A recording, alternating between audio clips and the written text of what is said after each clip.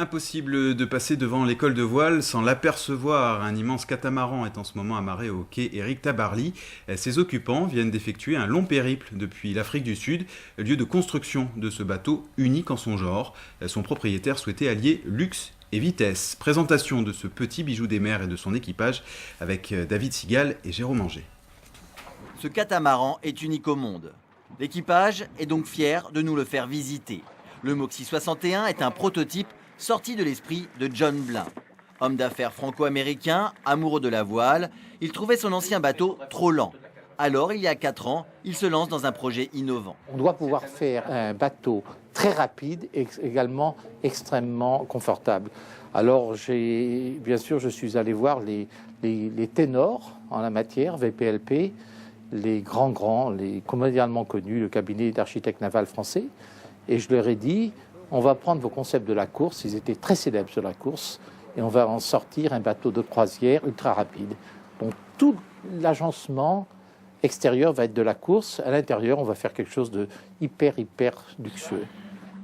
Le luxe se voit dans le mobilier et les cabines. Douches, toilettes, grands lits et œuvres d'art. Surtout, elles sont spacieuses par rapport aux autres bateaux de même taille. L'espace est une des caractéristiques principales du Moxie 61. Vous avez un espace de vie qui est immense par rapport à 61 pieds et vous êtes à l'abri des éléments. On peut être là, à prendre un verre de vin et à discuter et vous êtes complètement à l'abri. Ça, c'est très rare. Avec un budget de 4 millions d'euros, le navire est né dans un chantier sud-africain il y a 1 an.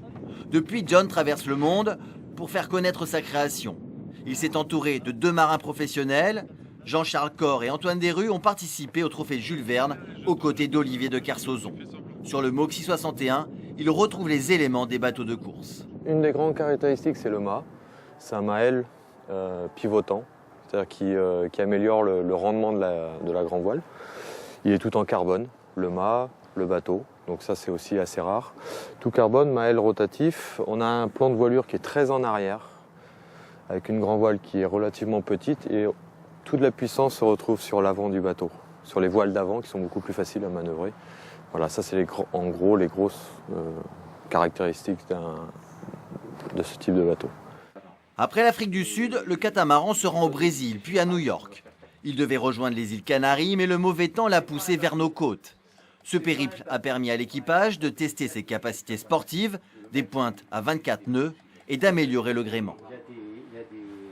On essaye de faire vraiment le plus léger possible, parce que chaque gramme compte.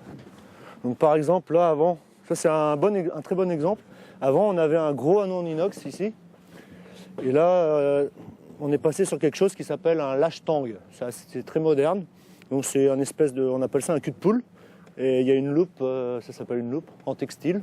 Donc là, on met une poulie et on a nos spies qui viennent là et qui vont au winch là. Tout ça, c'est les techniques qui viennent de la course. Ah oui, ouais, complètement.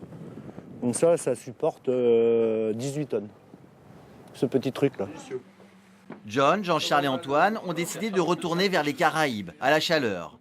Ils attendent une fenêtre météo favorable pour quitter notre archipel et continuer à promouvoir le Moxie 61.